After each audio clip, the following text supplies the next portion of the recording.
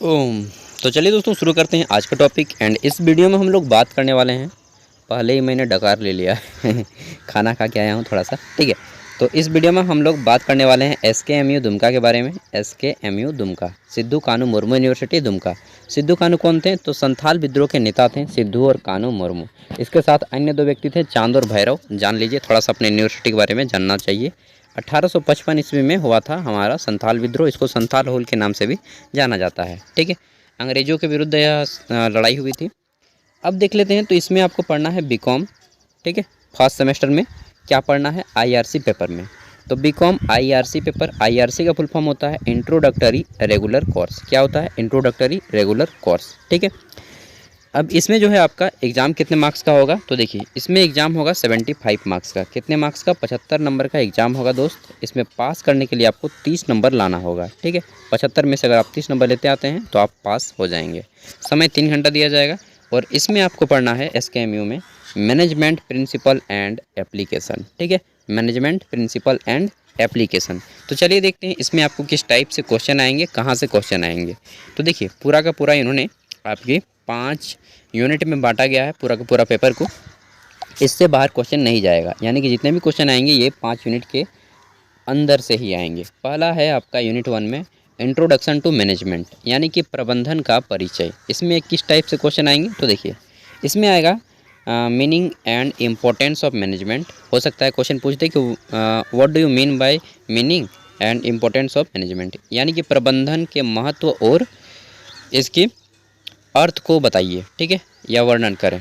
फिर पूछ रहा है यहाँ पे हेनरी मिर्चबर्ग मैनेजरियल रूल्स। तो हेनरी मिर्चबर्ग के जो है प्रबंधक के सिद्धांत को बताइए। फिर है डेवलपमेंट ऑफ मैनेजमेंट, यानी कि प्रबंधन का विकास। थॉट्स, यहाँ पे मैंने आपको बता देना है कि आप लोग सोच रहे हैं कि क्या केवल सिलेबस ही बता रहे हैं। नहीं, मैंने कुछ इंपॉर्टेंट क्वेश्चन भी सिलेक्ट किए हैं जो कि आपको मैं वीडियो के एंड में दिखाऊंगा, ठीक है। पहले हम लोग सिलेबस कंप्लीट करते हैं, उसके बाद मैं अभी क्वेश्चन दूंगा जो इम्पोर्टेंट है, यहीं से सिलेक्ट किए गए हैं। तो डेवलपमेंट ऑफ मैनेजमेंट, यानी कि प्रबंधन का विकास कैसे हुआ, इससे रिलेटेड क्वेश्चन आएंगे। Classical, new classical and modern organisation theories, इन सब के बारे में भी जानना है कि आधुनिक जो संगठन बन रहे हैं उसके सिद्धांत, ठीक है। अब देखिए, यूनिट 2 है आपका प्लानिंग। प्लानिंग का मतलब होता है, क्या होता है? तो प्लानिंग का अर्थ हम लोग प्लान कर रहे हैं, यानी कि योजना बना रहे हैं, ठीक है। योजना, प्लानिंग कमीशन, योजना आयोग एक संगठन है भारत का जो इसी आधार पे चलता है। देखिए, इसमें क्या है कि meaning and nature steps in planning, ठीक है, यानी कि अर्थ जानना है इसका, योजना क्या है, ठीक है, इसके कार्यक्षेत्र जानने हैं और इसमें कौन कौन से कदम उठाए जाते हैं, स्टेप्स, ठीक है। देखिए, अगला है टाइप्स ऑफ प्लान, यानी कि योजना के कितने प्रकार होते हैं। मैनेजमेंट बाय ऑब्जेक्टिव्स, ठीक है, तो इसके उद्देश्यों को जानना है, मीनिंग जानना है। फिर है स्टेप्स, फिर है आपका डिसीजन मेकिंग, यानी कि निर्णय आप किस प्रकार लेते हैं, ठीक है, डिसीजन मेकिंग। फिर है आपका कॉन्सेप्ट एंड प्रोसेस, कॉन्सेप्ट सिद्धांत और इसकी प्रक्रिया क्या है, ठीक है। अभी हम लोग केवल इसका अर्थ समझ रहे हैं और क्या क्या पढ़ना है इसको जान ले रहे हैं। बाद में अभी हम लोग इम्पोर्टेंट क्वेश्चन करवा देंगे, उसके लिए आप निश्चित रहें। नेक्स्ट है आपका ऑर्गेनाइजिंग। ऑर्गेनाइजिंग मतलब होता है संगठन तैयार करना या संगठन बनाना या संगठन। ऑर्गेनाइजेशन का मतलब होता है संगठन, ठीक है। तो ऑर्गेनाइजिंग, इसमें आपको पढ़ना है कि concept and significance of organising. फिर है आपका प्रिंसिपल ऑफ ऑर्गेनाइजेशन। नेक्स्ट है आपका formal versus informal organisation, departmentation, concept and method of departmentation, staffing, concept and process, ठीक है। आगे देख लेते हैं यूनिट 4। यूनिट 4 में आपका पूछा जाता है यहाँ पे डायरेक्टिंग के बारे में। तो इसमें है मीनिंग एंड नेचर, लीडर्स, नेतृत्वकर्ता क्या है, नेतृत्व क्या है, ठीक है। डायरेक्शन मतलब होता है नेतृत्व। जब हम किसी का नेतृत्व करते हैं, किसी को लीडर की तरह लीड करते हैं, तो उसको बोलते हैं कि आप डायरेक्शन दे रहे हैं हमें ठीक है।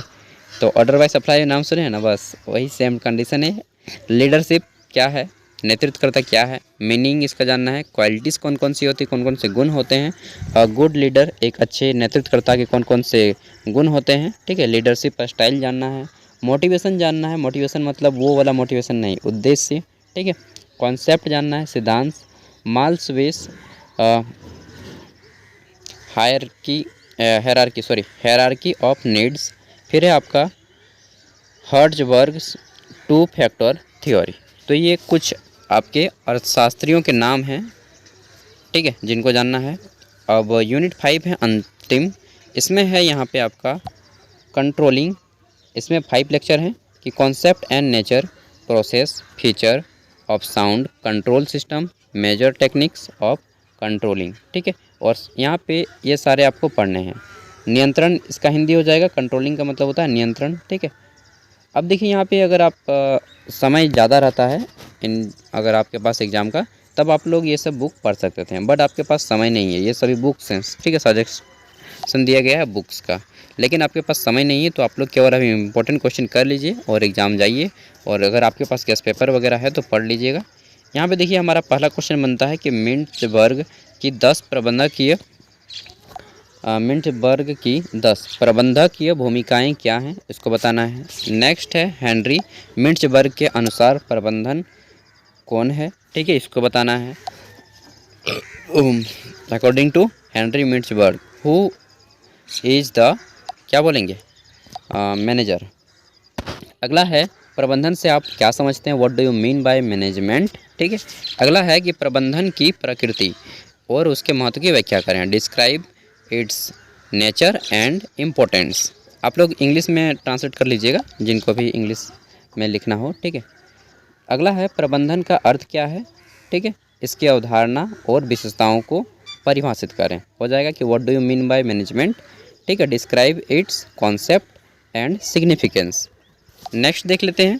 तो अगला क्वेश्चन यहाँ पे है कि योजना से आप क्या समझते हैं, what do you mean bye planning.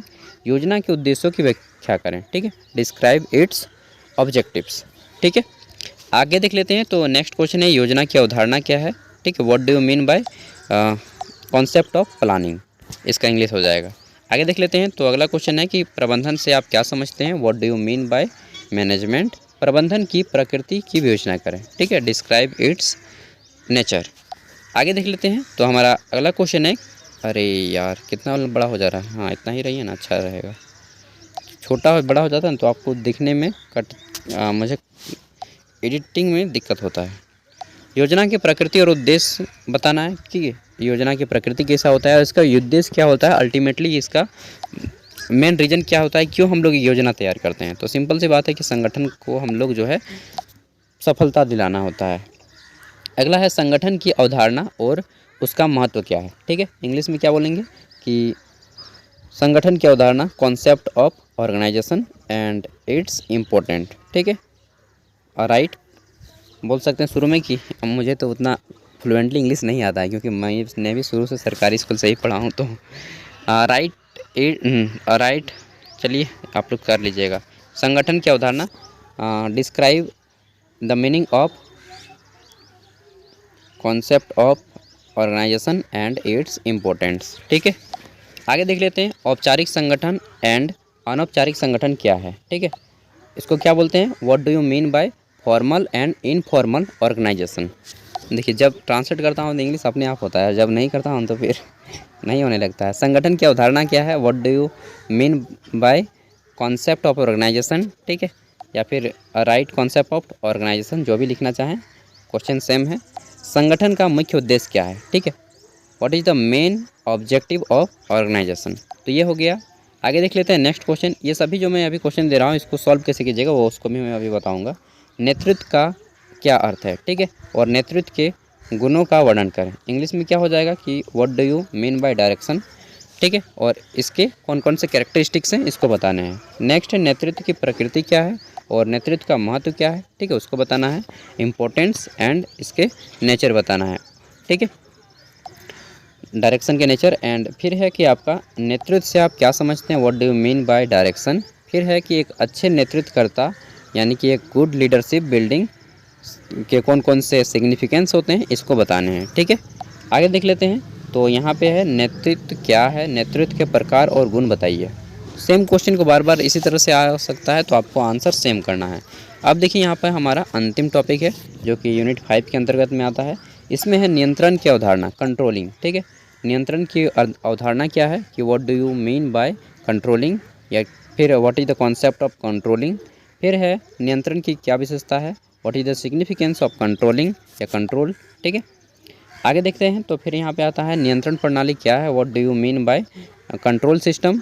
फिर है नियंत्रण प्रणाली के प्रकार की व्याख्या करें, डिस्क्राइब इट्स टाइप। ठीक है, आगे देख लेते हैं। तो क्वेश्चन है कि नियंत्रण की तकनीक से आप क्या समझते हैं, इससे समझाइए। ठीक है, what do you mean bye technique of controlling, describe it, या फिर वही बोल सकते हैं राइट इट, डिस्क्राइब इट।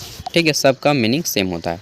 देखिए दोस्तों, ये हो गया आपका पूरा का पूरा पेपर मैनेजमेंट प्रिंसिपल का, और इसका जो है जितने भी क्वेश्चन दिए हैं इन सभी क्वेश्चन को आपको बस गूगल से देख लेने हैं। अगर आपके पास गेस्ट पेपर है तो गेस्ट पेपर से पढ़ लेने हैं, और नहीं तो गूगल से देख लेने हैं। प्रत्येक पे अगर आपको समय मिले तो 50-50 वर्ड्स आपके कर लें। अभी जितना भी टाइम बचा है एग्ज़ाम में 50-50 वर्ड सब पे आप लिख लें। डेफिनेटली आपका 1 घंटा से 2 घंटा में, 3 घंटा मैक्सिमम लगेगा, 3 घंटा भी नहीं लगेगा, 1 से 1.5 घंटा में सब कुछ कंप्लीट हो जाएगा, सभी क्वेश्चन। अगर आप इतना कर लेते हैं तो डेफिनेटली आपके एग्जाम में 60% मार्क्स लाने से आपको कोई नहीं रोक पाएगा। ठीक है, और बाकी मैं जस्ट इसके बाद एक यूनिवर्सिटी के द्वारा पूछा गया पेपर दे रहा हूँ, जो कि किस टाइप से आता है वो आप लोग देख लीजिएगा। ठीक है, थैंक यू, मिलते हैं अगली वीडियो में।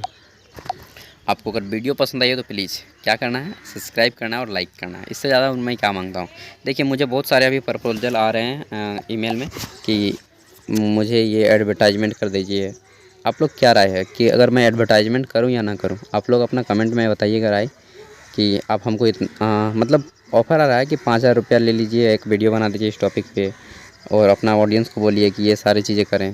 तो आपको क्या लगता है, मुझे करना चाहिए या नहीं करना चाहिए, आप लोग बताइएगा, क्योंकि मैं आपकी इजाज़त के बिना ये सब चीज़ें नहीं करना चाहता, एडवर्टाइजिंग वगैरह। ठीक है, दूसरे के साथ कोलैबोरेशन वगैरह, बताइएगा दोस्तों। तो मिलते हैं अगली वीडियो में। जय हिंद, जय भारत, जय झारखंड, जोहार। सिद्धू कन्नू मुर्मू याद रख लीजिएगा कौन थे। ठीक है, थैंक यू, बाय।